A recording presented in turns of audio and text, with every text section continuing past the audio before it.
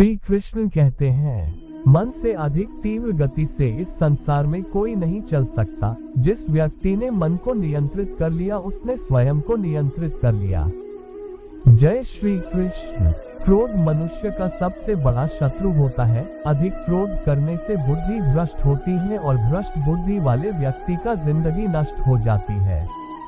श्री कृष्ण कहते हैं, कर्म की पूजा करो, मैं तो तुम्हारे साथ सदैव खड़ा रहूंगा।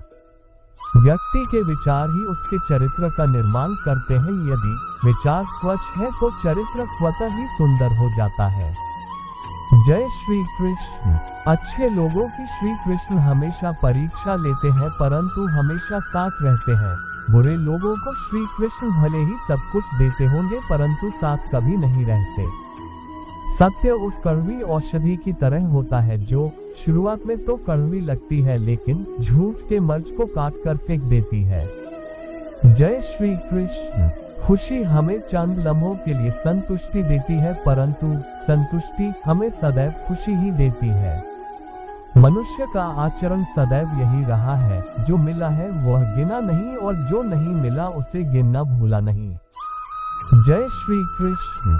जो व्यक्ति श्री कृष्ण के हर फैसले पर विश्वास रखता है उससे ये दुनिया कभी बिगा नहीं सकती। मनुष्य का धर्म है केवल कर्म करना, फल देना श्री कृष्ण के हाथों में छोड़ दो। जी श्री कृष्ण। व्यक्ति का काम है केवल निस्वार्थ कर्म करते जाना, उसका परिणाम समय आने पर आपको सही मिल जाएगा, निश्चिंत रहिए। दुख की घड़ी में बिल्कुल मत डगमगाए क्योंकि जिस प्रकार मौसम आते जाते रहते हैं उसी प्रकार सुख दुख आते जाते रहते हैं। जिस प्रकार श्री कृष्ण जी का सुदर्शन चक्र चलता है उसी प्रकार समय का चक्र भी चलता है। बिना विचलित हुए बस अपने लक्ष्य की ओर ध्यान दें और कर्म करते चले जाएं। जो आपके साथ हर पल खड़ा रहे उसका हाथ कभी मत छोड़ो। जो आपका समय आने पर आपका साथ छोड़ दे उसकी तरफ मुड़कर कभी मत देखो। जय श्री कृष्ण। संबंध निभाने के लिए केवल बातें बड़ी करना पर्याप्त नहीं है बल्कि एक दूसरे के भाव समझना पर्याप्त है। जिस व्यक्ति को हारने और जीतने से कोई प्रभाव नहीं पड़ता वह व्यक्ति दूसरों की जीत में भी खुशियां मनाता है। न्यायाधीश की अदालत में तो एक गुनाह की भी माफी नहीं होती लेकिन मेरे द्वारकाधीश की अदालत में 100 गुनाह भी माफ है। जब सब रास्ते बंद हो जाए तो श्री कृष्ण एक ऐसा रास्ता खोलते हैं जिसे चाहते हुए भी कोई बंद नहीं कर सकता। अगर आप दूसरे से अच्छे की आशा रखते हैं तो सामने वाले के साथ आप भी बुरा करके उसे निराश ना करें। जिस व्यक्ति का खुद के मन पर ही कोई नियंत्रण ना हो वह वास्तव में स्वयं का ही शत्रु बन बैठ। कई बार हम लोगों को बिना जाने ही उन्हें जज करते हैं। बाद में जब हमें सच का पता चलता है तब हमें अफसोस होता है। वास्तव में सही क्या है और गलत क्या है ये सब जाने बिना लोगों को जज करना गलत बात है। ये कहानी एक जहाज की है जो कि समंदर के बीच में ही खराब हो गया।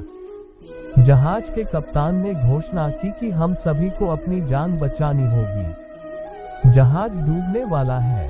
लाइफ बोट पर चढ़ने की लोगों में होड़ लग गई। एक के बाद एक लोग अपनी जान बचाते हुए वहां से निकल रहे थे। आखिर में सिर्फ एक ही लाइफ बोट बची थी लेकिन जाने वाले 2 लोग थे, पति और पत्नी। पति ने अपनी पत्नी को वही जहाज पर धक्का दिया और वो खुद कूद गया। जहाज डूब गया और डूबते हुए जब वह महिला डूब रही थी समंदर में तो वह चिल्लाई। वो अपने पति से कुछ कहने लगी। सोचिए उसने क्या कहा होगा। उसने कहा था कि हमारी संतान का ख्याल रखना। पति सही सलामत किनारे पर आ गया। उसके घर पर एक छोटी सी बच्ची थी। पति ने अपनी बेटी का पालन पोषण किया और दिन बीतते गए। पति उसकी बच्ची का बहुत ख्याल रखता था और उसे कभी भी कोई कम महसूस नहीं होने देता था।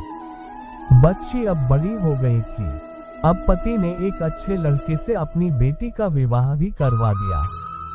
कुछ समय के बाद पति की भी एक दिन मौत हो गई। बेटी को जीवन भर लगता रहा कि पापा ने मम्मी को क्यों नहीं बचाया।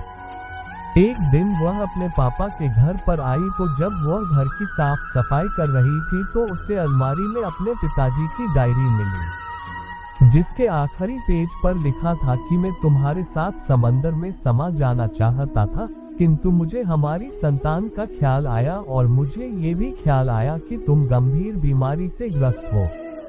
तुम्हारी जान तो कुछ ही दिनों में चली जाएगी, फिर हमारी बच्ची को कौन संभालेगा।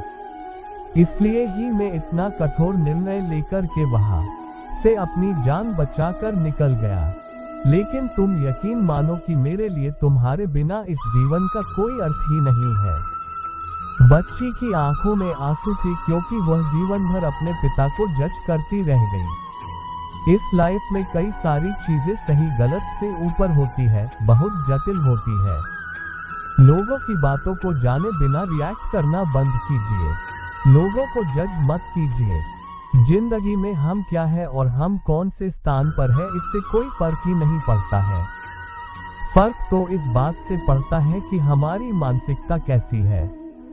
यदि हमारा माइंड सेट है तो सब कुछ अच्छा है, अगर माइंड ही सेट नहीं है तो कुछ भी ठीक नहीं है। एक चूहे को हमेशा डर रहता था कि कहीं उसे कोई बिल्ली खा न ले। जब वह डरा सहमा जा रहा होता है तभी उसे एक चमत्कारी साधु दिखते हैं। चूहा उस चमत्कारी साधु के पास जाता है और उनसे खुद को बिल्ली बनाने का आग्रह करता है।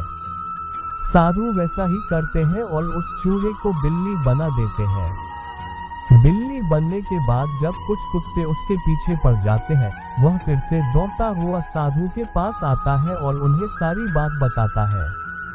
इस बार वो खुद को कुत्ता बनाने के लिए साधु से कहता है।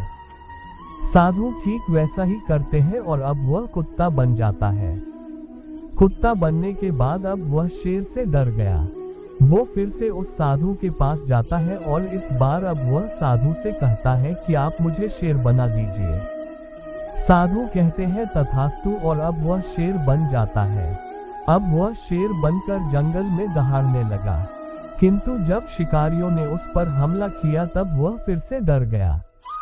वो फिर से साधु के पास गया और उसने कहा कि महाराज, मैं जैसा पहले था मुझे वैसा ही फिर से आप बना दीजिए।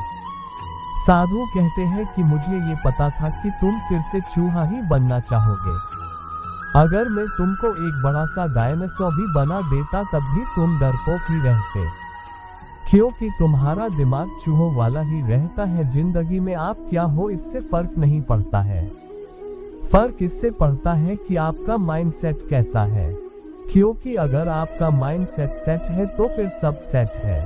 अगर हमारा माइंडसेट ही सेट नहीं है तो फिर कुछ भी सेट नहीं है। अगर आपको हमारी वीडियो अच्छी लगी हो तो अपने दोस्तों के साथ भी शेयर कीजिए और कमेंट में जरूर बताइए कि कैसी लगी हमारी वीडियो। दोस्तों आज बस इतना ही, मिलते हैं फिर एक नए वीडियो के साथ। तब तक के लिए अपना ध्यान रखें और चैनल को सब्सक्राइब कर दें। धन्यवाद। जय श्री कृष्ण।